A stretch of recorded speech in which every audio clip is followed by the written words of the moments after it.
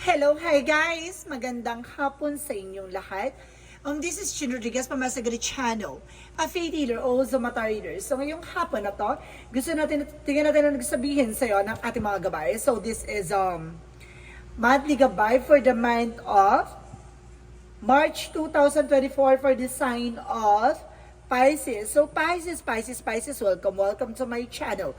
Ano kayang messages, advices, and spirit guides ang ating masasaga for today's video? Kano naman kayang energy or kaganapan sa buhay ng mga Pisces ang ating mga hagilap? So guys, this reading is a general reading lamang, hindi lahat makaka-resonate. Kunin lamang po makaka-relate sa inyo and comment down below kung kaninong energy ang ating nasaga. So guys, tingnan natin ano pinaka gusto sabihin sa iyo ng ating mga gabay. So, don't forget to like and subscribe my channel and hit the notification bell for more videos update. Because maraming salamat po sa mga hindi nag-skip ng ads na way pagpalaan kayo na Diyos at may kapal. Siksik liglig na gumapaw na biyayang manambalik sa inyo. So, umpisa natin ang laban for the sign of Pisces. Angel Spirit Messages, give me information. Ano kayo gusto sabihin sa'yo ng ating mga gabay? So, there's the lovers. Oh my God. So, unang baraha, love life. Oh my God. Ano kaya to? So, there's a page of cups, no? Piling ko lutang ka. No? Parang kailangan mo makinig sa intuitions mo. No? Or something, kumbaga, there's an inner voice, rather. And there's a star card. Wow. Maaaring humihiling ka sa ating mga tala, no? Na iyong panalangin na muli mong makamtahan at muli ka magmahal, no? Na tao nga talagang mamahalin ka ng lubos. So let's see, magkakaroon ng healing dito. And of course, there's an 8 of Cups, moving on. So kailangan mo na mag-move on. Kailangan mo na makaalis sa sitwasyon na puno ng sakit at kirot. The 10 of Cups is an happiness. So magiging masaya ka at the end of the time. The 8 of Wands is a fast communication and fast movement. Maaring bibilis ng daloy ng mga pangyayari, no? There's a lot of messages, travel, communications. So let's see what is the lovers. Anong chika ng the lovers? So there's a higher fan, separation. No, meron ditong nangyari from the past na kumbaga nagdulot ng hiwalayan, no? So let's see what is the Page of Cups. Ano itong Page of Cups? No? The Page of Cups represent the Knight of Pentacles, security, no? Kumbaga maging secure ka sa mga iniisip mo, sa mga pinangahawakan mo, yung mga kumbaga yung mga hinala mo, parang gano'n na nasa sense ko dito. No, kumbaga which is totoo. And because there is a King of Sword, putulin mo yung mga bagay na walang kaugnayan sa'yo, na alam mong hindi nagsuserve hanggang sa huli. Parang gano'n, no? Kumbaga parang parang nakakaramdam ako ng something na nagkaroon ng coldness, no? Kumbaga nawalan na ng gana, ng lamig, no? And because there is a temperance for a perfect timing. So this is the moment na parang mauunawaan mo yung mga bagay na nangyayari na kumbaga surrender to the divine. So there's a divine intervention, paalala sa'yo na have patience, no? Kailangan mo kumalma. Kailangan mo mag-antay ng perfect timing at mag-antay ng tamang pagkakataon na ipagkaloob sa'yo. Additional messages for the Emperor. So there's a be mature enough and being grounded. So kailangan maging mature ka, no? Kumbaga maging mature ka sa mga decision mo, sa obligasyon mo, no? And because there's an Ace of Wands for new beginning. So magkakaroon ka ng bagong simula dito. No, unti-unti nang matutupad yung mga pangarap mo at unti-unti na may gagalaw na ang baso, no? So let's see what is the lovers and the Hierophant. And of course, there is a 4 of Wands for a waiting for a soul, waiting for a ship. Na may mga bagay dito na hinihintay or kailangan mong hintayin, no? Kumbaga, there is an information din dito na maaaring kumbaga may mga selebrasyon, no? Naghihintay. So let's see what is the Page of Cups and of course the Knight of Pentacles. So there's a 4 of Swords. So there's an intuitions, no? Kumbaga makinig ka sa gut feeling and intuitions mo. Have rest, no? Magpahinga ka. And because there's a 5 of Pentacles, so there is some information na kumbaga nagkakaroon ka ng financial loss dahil sa mga nangyari from the past, no? Kumbaga may mga bagay na kumbaga na sobrahan, no? Hindi mo na naging balance about sa finances and career love life mo. No, parang nawala ka sa focus. And of course, there's a 3 of Swords na nagbigay sa iyo ng something pain. Kumbaga hanggang ngayon, dala-dala mo pa itong sakit na to. Sakit at kirot at pighati. So there is an information with the Ten of Cups and the Emperor. So there's the Knight of Swords. So there's an information dito na kumbaga nagkakaroon ng sleepless nights or rather na parang nagkakaroon ka ng anxieties and deception that because of nangyari sa'yo. No, kailangan mo ng kumbaga maliwanagan ng iyong kaisipan. Maging mature ka na lahat ng bagay ganun talaga nangyayari. Kumbaga there's a Six of Pentacles. Kumbaga there's a give and take. So dapat balance pagdating sa love life and career. No? Kumbaga there's a give and receiving something by the universe. Pagdating sa finances, mukhang lalakas din at lalago din yan. And of course, there is the Seven of Pentacles from the Eight of Wands, and of course, the Ace of Wands represent the Seven of Pentacles for harvest time. At the end of the time, lahat ng mga sacrifices mo, lahat ng mga bagay-bagay ay may kaakibat na hard work is paying off. Parang gano'n, kumbaga may kaakibat na kasaganahan, parang gano'n, success, no? Kumbaga lahat ng yan ay magbubunga, no? Pero kasi sinasabi sa iyo na kailangan mo lang mag-antay, habaan ng pasensya mo, na kumbaga may mga tao talaga na hindi pa para sa iyo, no? So let's see what is additional messages for the outcome. So there's an Empress card. Some of you, kumbaga sinasabi dito, kumbaga there's a feminine, kumbaga there's an empowerment for women. So may mga sinasabi dito maaaring kumbaga maging malakas ka no, sa pagiging ikaw or kumbaga may kalakasan ka dito na ilabas mo. There's an instinct, parang gano'n. Kumbaga malakas din ang instinct mo. And because there's a Five of Wands score competitors or competition, no? Meron ka din dito kakompetensya maaring babae, no? Maaring there's a femininity, no? At the same time. And there's a Knight of Swords for success driven. At the end of the time, wag mong habulin yung mga bagay na alam mong kusang umaalis, no? Kung maghahayaan mo silang bumalik. So let's see. Additional messages for the career, for finances. So there's a Seven of Swords. Sneakiness and cheating, lying, no? See? Kumbaga, there's a past person or friend or related sa'yo na maaaring nagsinungaling pagdating sa career and finances mo, no? Kumbaga, nagkaroon ng cheating, lying, and of course, there's a Six of Cups na maaaring kamag-anak mo, kaibigan mo, or kumbaga, there's a lovers also, no? And kumbaga, related or relatives mo. So, let's see. Additional messages for love life. So, there's the King of Pentacles. So, there's practicality and of course the Queen of Swords, a bigger picture. So maging kumbaga tingnan mo na lang yung magiging possibilities, no, ng kaganapan sa buhay mo. Yung titingnan mo yung a bigger picture of yourself. Ganon. Kumbaga tingnan mo na yung magiging kahihinatnan, huwag ka manatignan yung nakaraan. No, kumbaga deadma ka na, huwag ka na magtiwala, huwag ka maniwala sa mga eksena ng nakaraan. So kailangan mo na lang mag-moving forward at ipagpatuloy yung eksena mo. So let's see additional messages from the health. So there's a Four of Pentacles savings, no?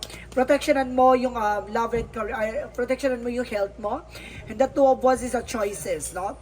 Kumbaga choice mo yan kung titipirin mo yung sarili mo or kumbaga protectionan mo yung sarili mo. Parang ganon. It's either kumbaga bibili ka ng bagay na makakapagpasaya sa'yo, ganon. Kumbaga or mag-save ka or kumbaga may mga bagay na gusto mong ipunin, gusto mong itabi para pagdating ng araw na may gusto kang bilhin, mabibili mo. No, and of course, good for health yun, no? At the same time, there's a King of Wands, so there's a control. And the Ten of Pentacles magdadala sa ng long-term success and long-term investment. Maaaring pagdating sa finances, mawawala, kumbaga there's a freedom for financial crisis, parang gano'n, para makakalaya ka na sa finances dito. Parang ito yung kasi nagiging dulot pa, kaya nagkakaroon ng health failure, no? Dahil sa stress and of course, depression. So let's see what is additional messages for magical fairy messages for you. For magical fairy messages is the emotional healing. So see, ito yun tina-target ka talaga by your emotions, no? Magkakaroon ka na ng kagalingan sa emotional mo. Basta kung ano yung gusto ng puso mo, sundin mo. Kasi yan yung makakapag-fulfill ng something pain, no? Marirelief yung pain na yan. So let's see what is Yin and Yang Oracle card. For Yin and Yang Oracle card, so there's a feminine, so ibig sabihin may babae talagang involved. Kaya nagkaroon ng third party involved, guys, ha? Kasi may babae. No, maaaring itong babae na to is sa katrabaho, kakilala, mutual friends, or friends ng kaibigan mo, kamag-anak mo, na or either na, there's a family na mamaya nakilala sa social media. No, maaring nakita lang yan, or maaring binuyo, or maaring kumbaga sulsul ng barkada, sulsul ng ninuman, no? So let's see what is additional messages.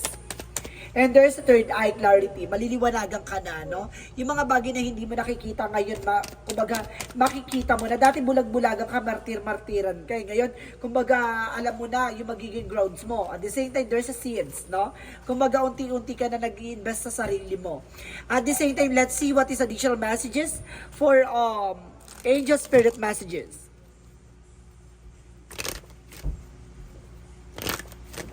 Angel Spirit, give me information po. So, there is a music. So, makakatulong din ang music sa'yo for healing energy. And there's a counseling. So, there's an, here for the advices. So, makinig ka sa mga advices. Makinig ka sa inner voice mo.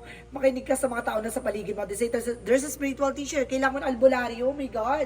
There's a spiritual battle, guys, na maaaring tina-target ka dito sa iyong kaisipan, no? Para maano ka, no? Para ma-frustrate ka, or para ma-ansya ka, mabaliw, ganon. And because there's an information by growth, no? Magkakaroon ka ng growth and expansion. At the same time, there's a completion. Huwag mo hayaan mahuli ang lahat, baka, humantong sa hindi magandang eksena.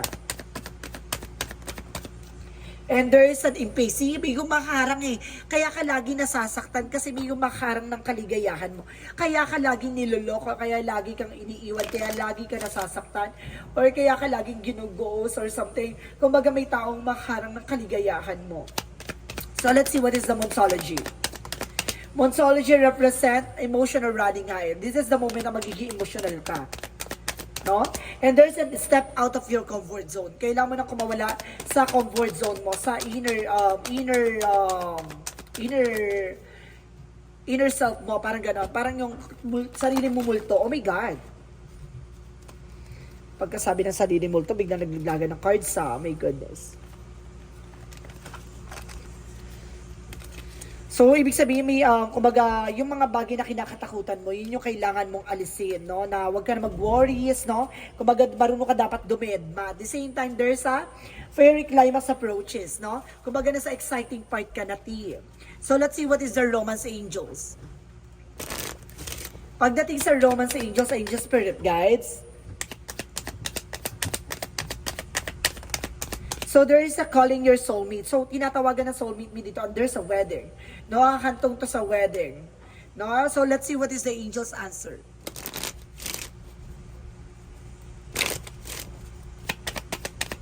Angel Spirit, please give me information po. So, there is the abundance. Wow, ang kasaganahan talaga ay papabor na sa'yo.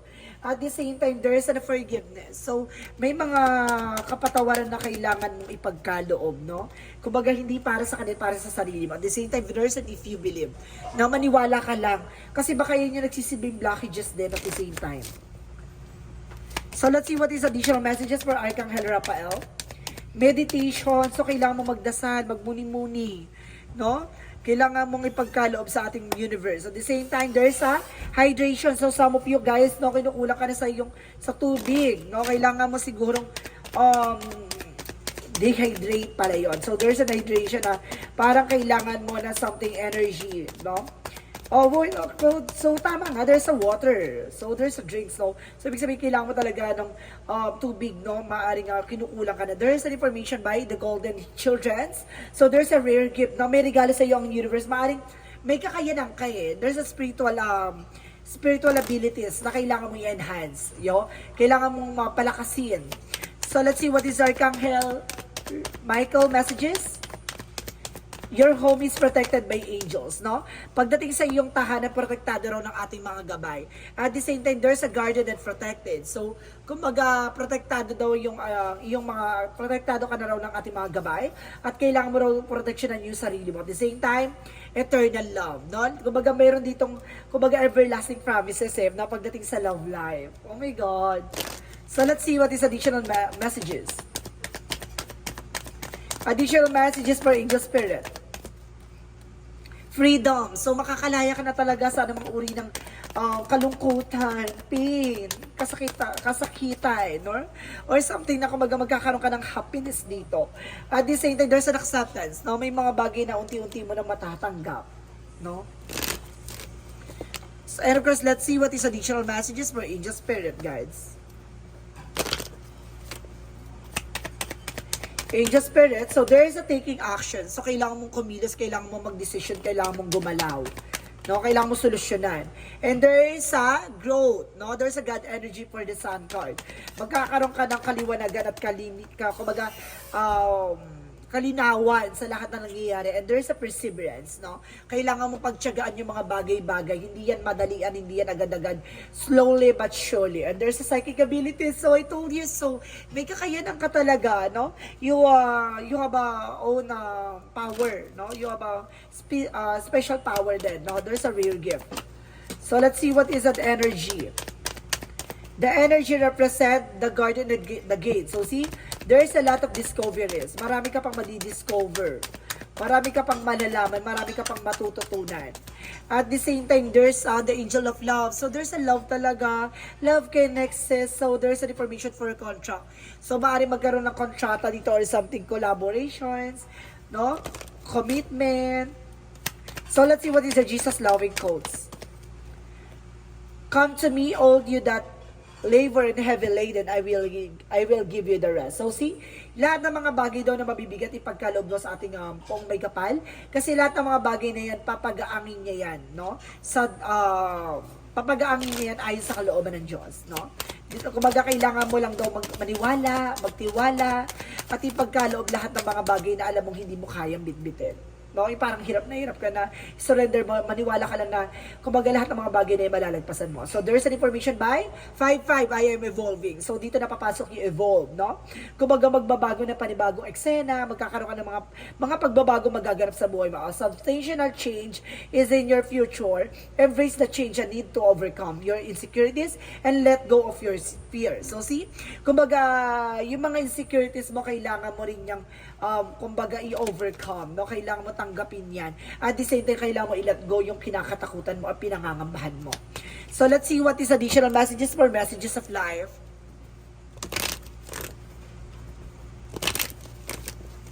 Messages of life represent live for love. So, there's a love talaga, guys. Love doesn't matter. Ay, ganun ba yan? So today, I put love in my everything I do. This is the love that gives life in all things. And I open my heart to this great power. I act gently and speak with the kindness. I feel each thoughts with the love and light. I love God and all being. Everywhere I live for love. I love myself, no? Love affairs. So, meron talagang love affairs. Parang, kumbaga, namamayagpag talaga yung pagmamahal, no? Hindi lang sa ibang tao, kundi sa sarili mo. Parang gano'n. Pagtanggap, sa madaling salita, no? Kumbaga, marami kasing pinanghuhugutan ng love, unconditional love, kumbaga, everlasting love, to eternal love. So, there's a lot of love na, kumbaga, kaya natin i-represent. So, guys, this is monthly gabay for the month of March 2024 for the sign of Pisces. So, Pisces, maraming salamat for this wonderful reading. So, once again, this reading is a general reading lamang. Hindi lahat makaka-resonate. Kunin lamang mga makaka-relate sa inyo. Comment down below kung kaninong energy ang ating nasagap. Maraming salamat, guys.